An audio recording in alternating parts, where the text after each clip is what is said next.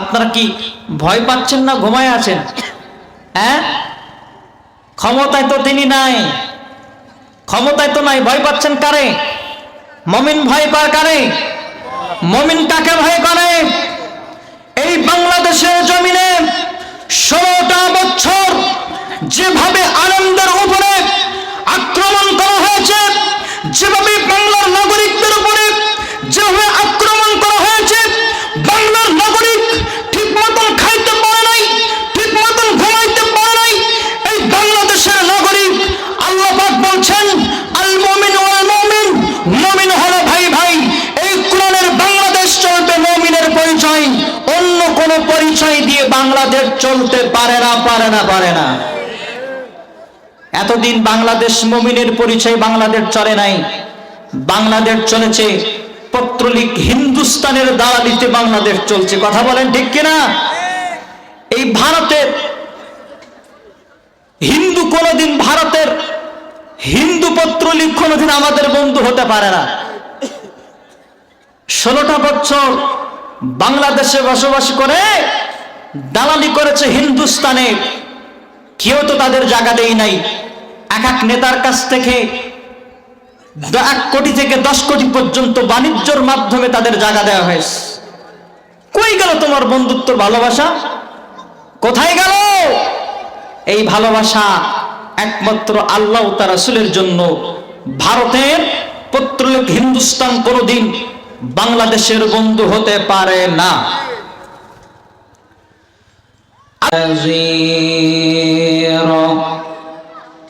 وداعيا إلى الله بإذنه وسراجا منيرا فقد قال الله تعالى في كلامه المجيد والفرقانه الحميد। সকলে একটু মুহাব্বতে আওয়াজ দিয়ে জবানটা ছেড়ে পড়েন আউযু বিল্লাহি মিনাশ শাইতানির রাজিম বিসমিল্লাহির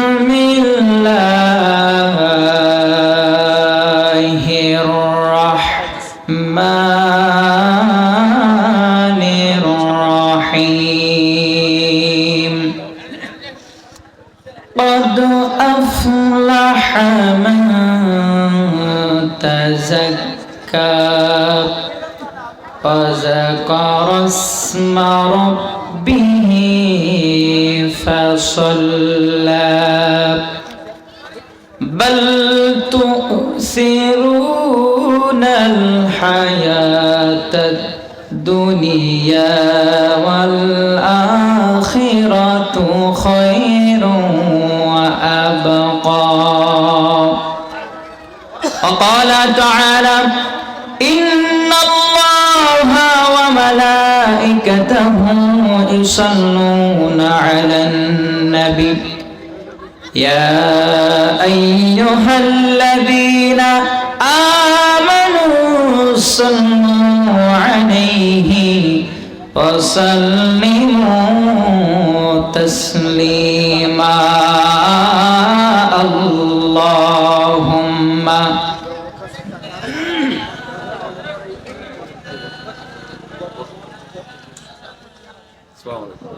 অতিথি সাহেব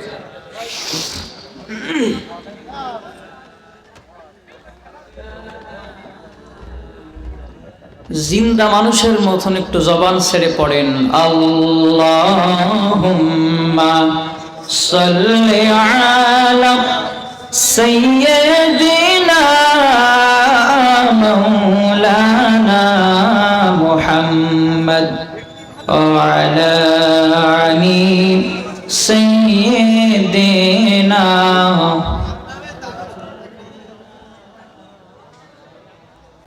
মনে বড় আশা ছিল যাব মদিনায়, মনে বড় আশা ছিল যাব মদিনায়, সালাম আমি করব গিয়ে, সালাম আমি করব গিয়ে নবীর রওজায়, মনে বড় আশা ছিল যাব মদিনায়। আরব সাগর পাড়ি দেব,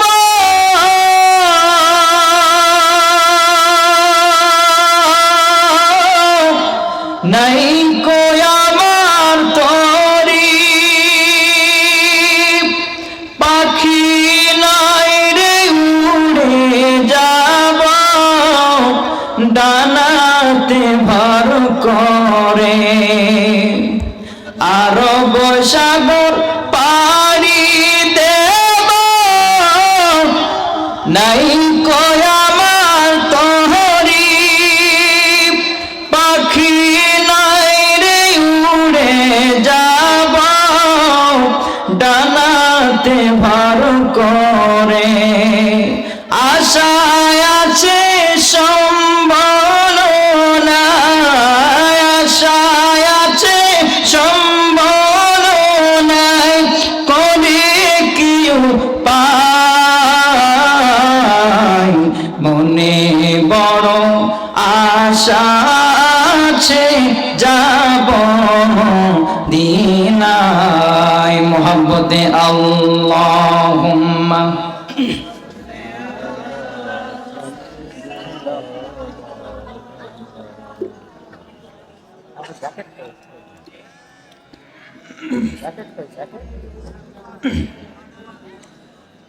হাবিবানা মুহাম্মদ। আপনাদের কষ্ট হইতাছে? জোরে বলেন, কষ্ট হইতাছে? গ্রামে কি মানুষ আর নাই? এতগুলা মানুষ আছে, কিন্তু আসার নসিব হয় নাই, ঠিক কিনা? এখানে হাঁটাচলা করলে তো অসুবিধা হয়, হাঁটলে এই মাইকটা নড়ানড়ি করে। একটু মোহাব্বতে জবানটা ছেড়ে শীতে গাটা গরম করে দেন। আল্লাহ রাসূলের শানে যত দরুদ পড়বেন, আমার হাবিব সাল্লাল্লাহু আলাইহি সাল্লাম মদিনা থেকে আপনাকে গ্রহণ করে নেবে। এই জন্য মোহাব্বতে একটু রাসূলের শানে খুশিতে খুশি হয়ে আমার হাবিব যেন খুশি হয়ে যায়, মোহাব্বতে পড়েন আল্লাহুম্মা সাল্লি আলা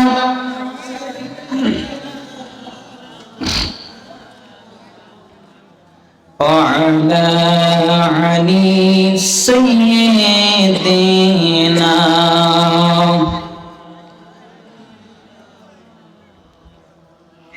সকল প্রশংসা সেই মহান রব্বুল আলামিনের দরবারে, যে আল্লাহ পাক রব্বুল আলামিন আজকে ১তম তাফসীরুল কোরআন মাহফিল স্থান দুধুলি যুব কমিটির উদ্যোগে প্রধান অতিথি জনাব শেখ নূর আহমদ, সভাপতিত্ব করবেন জনাব গাজী রেজাউল করিম মনু। তো আল্লাহ পাক রব্বুল আলামিন সমস্ত মেহমান উপস্থিত আমরা আসছি গ্রামবাসী, আলামাই হযরত সকল মানুষকে এখানে আল্লাহ পাক আসার তৌফিক দেন নাই, তবে আল্লাহ পাক মানুষদেরকে আইয়ুহাল্লাযীনা আমানু ঈমানদার বলে রেখেছেন। তো আল্লাহ পাকের ডাকে যারা সাড়া দিয়েছে আমরা আসতে পেরেছি, সকলেই পড়ি আলহামদুলিল্লাহ। যারা আসতে পারে নাই তাদের জন্য দোয়া করি আল্লাহ পাক তাদেরকে হেদায়েত দান করেন, তারা যেন ওই মা জান্নাতি মজলিসে এসে বসে কোরআনুল কারীমের তাফসীর শুনতে পারে, সেই দোয়া আল্লাহর কাছে করি। তো আল্লাহ পাক আজকে আমাদেরকে তাফসীরুল কোরআন মাহফিলে নিয়ে আসছেন, আমরা আসতে পেরেছি। কত মানুষ দেখে হাসপাতালে কাকুতি মিনতি করছে, অসুস্থতায় কেউ অক্সিজেন দেওয়া 1 ঘন্টার জন্য কতগুলো অক্সিজেন তারা টাকা দিয়ে কিনতে হচ্ছে, কিন্তু আমরা বিনা অক্সিজেনে আল্লাহর দেওয়া নিয়ামত উপভোগ করতেছি। আমরা এখানে দুনু পায়ে হেঁটে আসতে পেরেছি, সকলে খুশি না বেজার?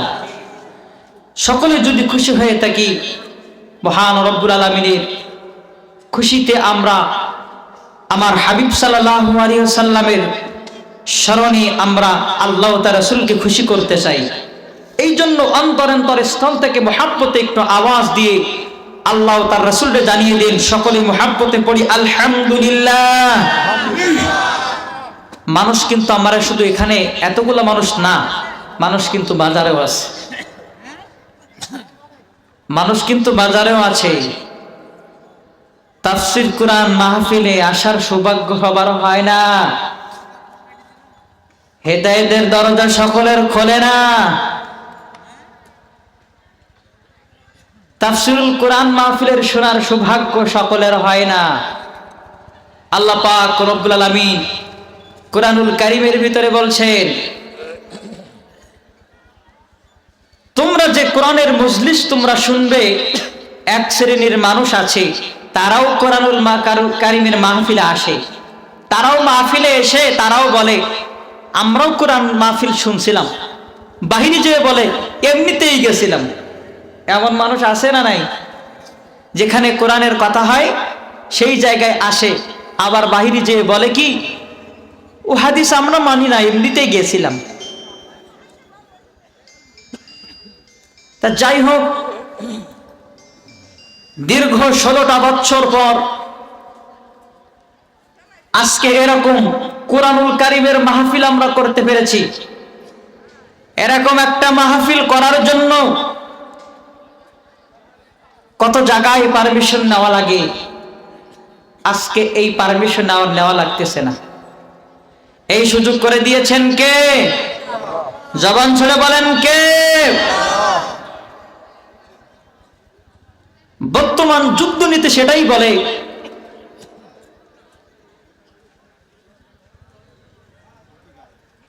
যতই যাই করুক না কেন আমরা মুসলিম, আমাদের পরিচয় মুসলমান, আমরা কালেমা স্বীকার করেছি, আল্লাহর কোরআনকে বিশ্বাস করেছি, আল্লাহর হাবিবকে বিশ্বাস করেছি, আল্লাহকে বিশ্বাস করেছি। এদেশের প্রত্যেক দিন সকালবেলা সকালে উঠে বাড়ি থেকে কোরআনের আওয়াজ ওঠে, আমার আম্মা জানরা কোরআন তেলাওয়াত করে। যেই দেশে কোরআন দিয়ে সূর্য ওঠে, আযান দিয়ে সূর্য ডোবে, ওই দেশে যতই দুর্নীতি করো না কেন, ওপরে একজন আছে যিনি আমার মালিক, সব কিছু তিনি দেখেন। ক্ষমতা সারা জীবন থাকে না রে ভাই, আল্লাহ ছাড় দেয়, আমার আল্লাহ ছেড়ে দেয় না। কথা বলেন ঠিক কিনা? এই জন্য আমি সরাসরি কোরআনুল কারীমে আলোচনায় ঢুকে যাব ইনশাআল্লাহ। আমি তেলাওয়াত করেছি সূরাতুল আলা থেকে। কোরআনুল কারীমের ভিতরে বলছেন ক্বাদ আফলাহা মান তাযাক্কা ওয়া যাকারা ইসমা রাব্বিহি ফাসাল্লা। আল্লাহ পাক বলছেন এখানে ক্বাদ আফলাহা মান তাযাক্কা, এখানে আল্লাহ বলছেন তোমার হৃদয়কে পবিত্র করো। কি করো? জোরে বলেন কি করবে? হৃদয়কে পবিত্র করো। আল্লাহ পাক রব্বুল আলামিন কোরআনুল কারীমের ভিতরে সূরাতুল আলার ভিতরে আমার আল্লাহ বললেন ক্বাদ আফলাহা মান তাযাক্কা ওয়া যাকারা ইসমা রাব্বিহি ফাসাল্লা। আল্লাহ রাব্বুল আলামিন বললেন তোমার হৃদয়কে পবিত্র করো। এখন আমরা বলেন তো, যদি লা ইলাহা ইল্লাল্লাহু মুহাম্মাদুর রাসূলুল্লাহ এই কালেমা গ্রহণ করে, কালেমা স্বীকার করে, একটু জবান ছেড়ে বলেন তো আমাদের হৃদয় পবিত্র হলো কিনা? হৃদয় পবিত্র হলো?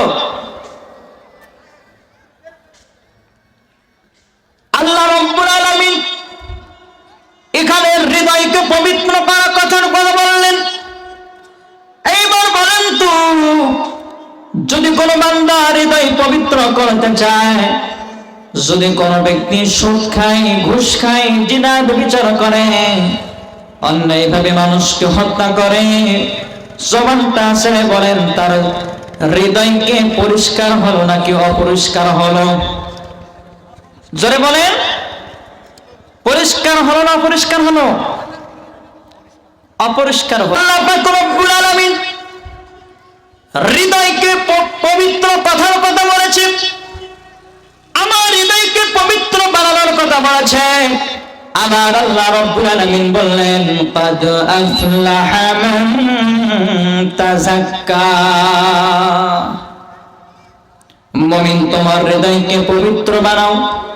আমাদের হৃদয়কে পবিত্র বানানোর জন্য আমার আল্লাহ বললেন। এখন বলেন তো, মানুষ সফল কাম হইল যার হৃদয়কে পবিত্র বানাইতে পারল, সেই ব্যক্তি হইল মুমিন, সফল কাম। জোরে জোরে কন্যা সুবহানাল্লাহ। একটা মৌমাছি বাহারি রঙের ফুল থেকে সংগ্রহ করে তার চাকে মধু আবিষ্কার করে, মধু তৈরি করে, সেই কাজে মৌমাছি সফল। একটা রিক্সাওয়ালা সকালবেলা রিক্সা নিয়ে বাহির হয়, সন্ধ্যাবেলায় ১,১২০০ টাকা তার ইনকাম হয়, এই কাজে রিক্সাওয়ালা সফল। একটা মুমিন সফল হওয়ার কথা বলেছে। মুমিনের হৃদয় যখন পবিত্র বানাইতে পারবে, মুমিন সফল হইবে। আল্লাহ তাআলা রব্বুল আলামিন বলেন, তোমার হৃদয়কে পবিত্র বানাও। আল্লাহ নবী সাল্লাল্লাহু আলাইহি ওয়াসাল্লামের সাহাবী, নাম তার হযরত ওয়াহশী ইবনুল হিশাম, তার লিখিত সিরাতের কিতাবের ভিতরে উল্লেখ করলেন, আল্লাহ নবীর একজন সাহাবী, নাম তার ওয়াহশী, মক্কায় যখন বিজয় হয়ে গেল, আল্লাহ নবীর আপন সাহাবী, এই সাহাবী রাসূলের চাচা আমির হামজাকে উহুদ প্রান্তে শহীদ করে দিয়েছিল। আল্লাহ রাসূলের সাহাবী হাসান বিন ওয়াহশী রাসূলের চাচাকে আমির হামজা তিনাকে উহুদ প্রান্তে শহীদ করে দিয়েছিল। মক্কা যখন বিজয় হয়ে গেল, আল্লাহর নবীর সাহাবী হাসান বিন ওয়াহশী মক্কা থেকে যখন পালিয়ে যাওয়া চাচ্ছে, এমন সময় ডাক দেয়া কয়, ওয়াহশী আইনা তুরিদ, তুমি মক্কা থেকে কই চলে যাচ্ছ? ওয়াহশী ডাক দিয়ে বলে, আমি তো রাসূলের চাচা আমির হামজাকে হত্যা করে ফেলেছি। রাসূলুল্লাহ সাল্লাল্লাহু আলাইহি ওয়াসাল্লাম তো আমাকে ক্ষমা করবেন না। মক্কাবাসী ডাক দিয়ে বলে, ওয়াহশী, তুমি যে ক্ষমা করে দিয়েছো, তুমি যে রাসূলের চাচা আমির হামজাকে হত্যা করে ফেলেছো, আমার রাসূল রাহমাতাল লিল আলামিন তিনি তো চাইলে ক্ষমা করে দিতে পারে। তুমি আল্লাহর হাবিব সাল্লাল্লাহু আলাইহি ওয়াসাল্লামের সামনে যে ক্ষমা চাও। ওয়াহশী চিন্তা করলো, গুনাহমুক্ত জীবনটা নিয়ে, ভয় নিয়ে রাসূলুল্লাহ সাল্লাল্লাহু আলাইহি ওয়াসাল্লামের কাছে হাজির হইলেন। ওয়াহশী ডাক দিয়ে কয়, ইয়া রাসূলুল্লাহ, ইয়া হাবিবাল্লাহ, আমি আপনার চাচার হত্যাকারী, আমি আপনার চাচাকে শহীদ করে দিয়েছি। আমার নবী ডাক দিয়ে কয়, ওয়াহশী, আমার চাচাকে তুমি হত্যা করে ফেলেছো, এখন তুমি কিসের জন্য এসেছো? ওয়াহশী ডাক দিয়ে কয়, ইয়া রাসূলুল্লাহ, ইয়া হাবিবাল্লাহ,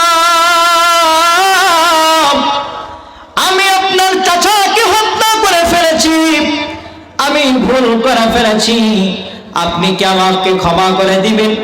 আমার নবী ডাক দিয়ে কয়, ওয়াহশী, আমি তোমার তো ক্ষমা করে দিব, সাথে সাথে আমি তোমার কালেমা পড়ায়া মুসলমান বানায়া দিব।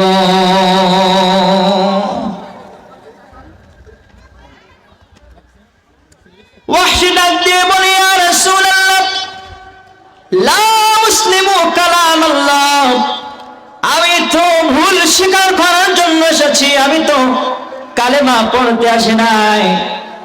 আমি ইমানদার হইতে পারি একটা শর্ত আছে।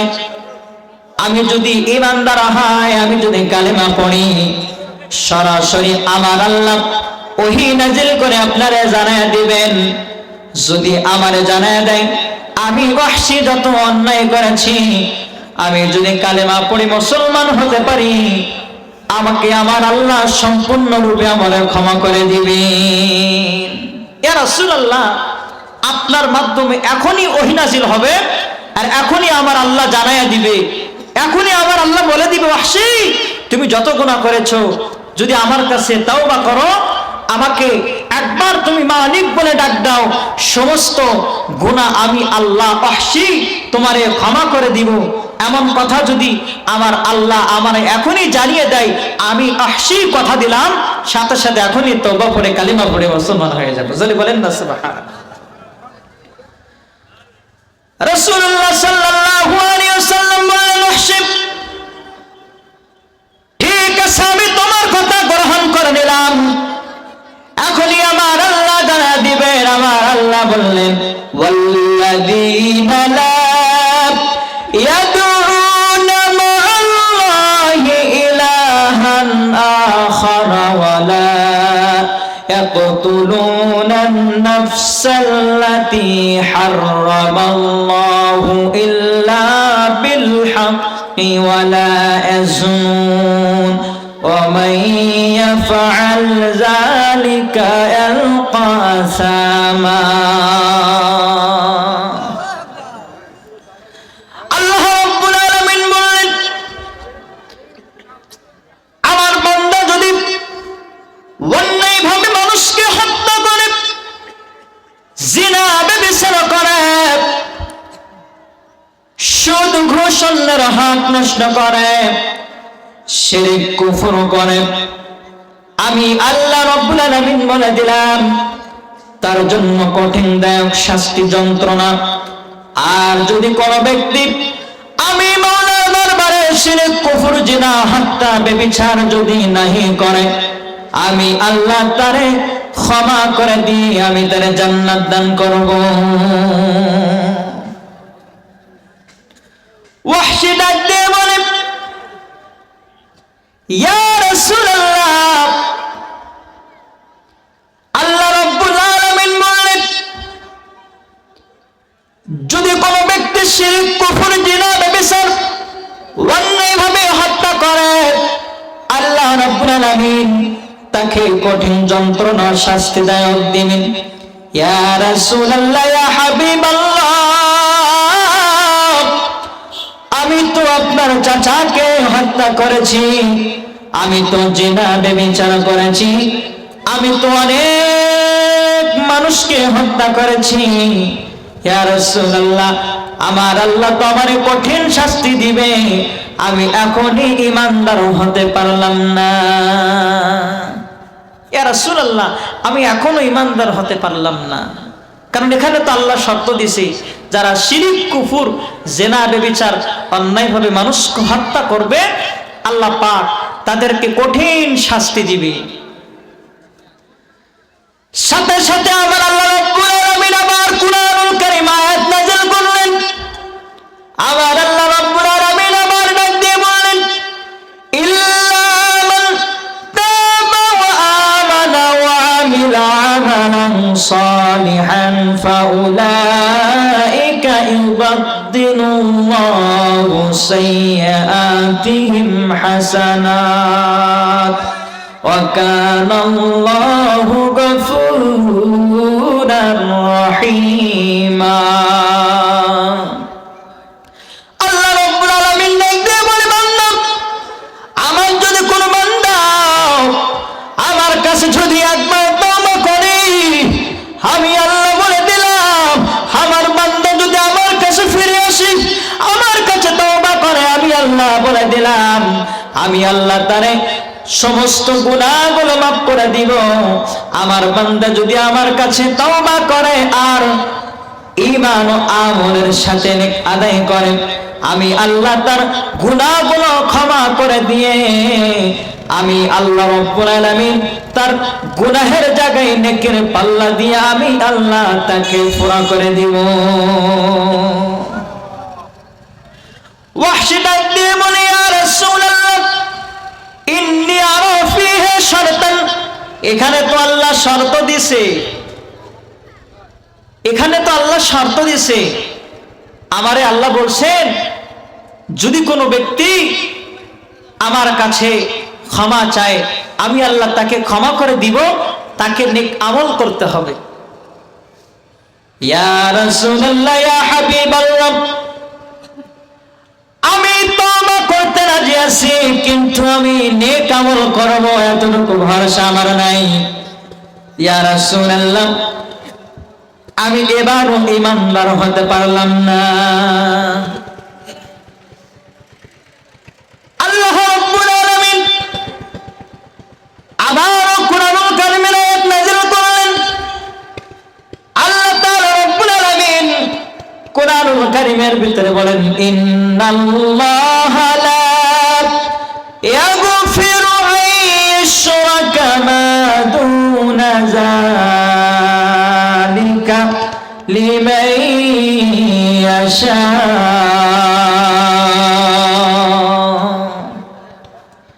আল্লাহ তাআলা রাব্বুল আলামিন বললেন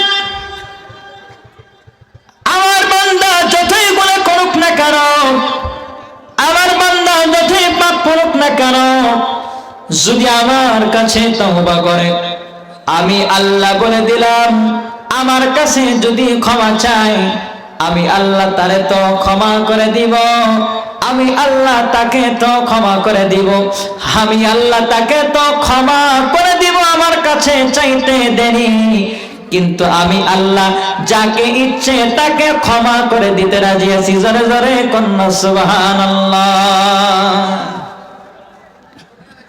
ওয়াহশী ডাক দিয়ে বলে, ইয়া রাসূলুল্লাহ আল্লাহ রাব্বুল আলামিন বলে যাকে ইচ্ছা আমি আল্লাহ ক্ষমা করে দিতে রাজি আছি, কিন্তু আমার আল্লাহ যখন বললেন যাকে ইচ্ছে তাকে ক্ষমা করে দিবেন, কিন্তু আমার আল্লাহ আমার বেলায় যদি ক্ষমা না করে, যাকে ইচ্ছে তাকে ক্ষমা করে দিবে, যদি আমার বেলায় যদি ক্ষমা না করে। ওয়াহশী ডাক দিয়ে বলে, ইয়া রাসূলুল্লাহ ইয়া হাবিবাল্লাহ আমি তারপরও ঈমানদার হতে পারলাম না। চূড়ান্ত সিদ্ধান্ত আমার আল্লাহ রাব্বুল আলামিন আবারও কুরআনুল কারীমের আয়াত নাযিল করলেন। আমার আল্লাহ ডাক দিয়ে কয়, কুল ইয়া ইবাদিয়াল্লাযীনা আসরাফু আলা আনফুসিহিম লা তাকনাতু মির রাহমাতিল্লাহ ইন্নাল্লাহা ইয়াগফিরুয যুনুবা জামিআ ইন্নাহু হুয়াল গফুরুর রহিম। আল্লাহ রাব্বুল আলামিন বললেন আমার বান্দা যদি বুঝতে পারে তওবা করে আমার পথে ফিরে আসে, আমার পথে যদি ফিরে আসে আমি আল্লাহ বলে দিলাম আমার বান্দা যদি আমার কাছে তওবা করে ফিরে আসে আমি আমার বান্দা ইন্নাহু হুয়াল গফুরুর রহিম আমার কাছে চাইতে দেরি, আমার বান্দার ক্ষমা করতে দেরি না। তাহলে ওয়াহশী আল্লাহর কাছে তওবা করলেন, আল্লাহর কাছে তওবা করে ফিরে আসলেন। রাসূলুল্লাহ সাল্লাল্লাহু আলাইহি সাল্লামের বলেন, ইয়া রাসূলুল্লাহ আপনার নূরের হাতটা বাড়াইয়া দেন, আমি কালেমা পড়ে মুসলমান হয়ে যাই। জোরে জোরে কন্না সুবহানাল্লাহ। তাহলে যতই গুনাহ করেন না কেন ক্ষমা করবেন কে? তাহলে অন্তরকে পবিত্র বানাইতে হবে। ক্বাদ আফলাহা মান তাযাক্কা, এই আয়াতে আল্লাহ পাক বললেন তোমার হৃদয়কে পবিত্র বানাও। যে ব্যক্তি তার হৃদয়কে পবিত্র করতে পারলো সে সফল কাম হয়ে গেল। এই জন্য এই ওয়াহশী তার হৃদয়কে পবিত্র করে ঈমানদার হতে পারলো। আমরাও ঈমানদার হতে চাই কি চাই না? যদি বলেন ঈমানদার হতে চাই কি চাই না? আল্লাহ রাব্বুল আলামিন কদ আফলাহা মান তাযাক্কা আয়াতের ব্যাখ্যা শুনলাম। এরপরে বলতেছেন আযাকারা ইসমা রাব্বিহি ফাসাল্লা।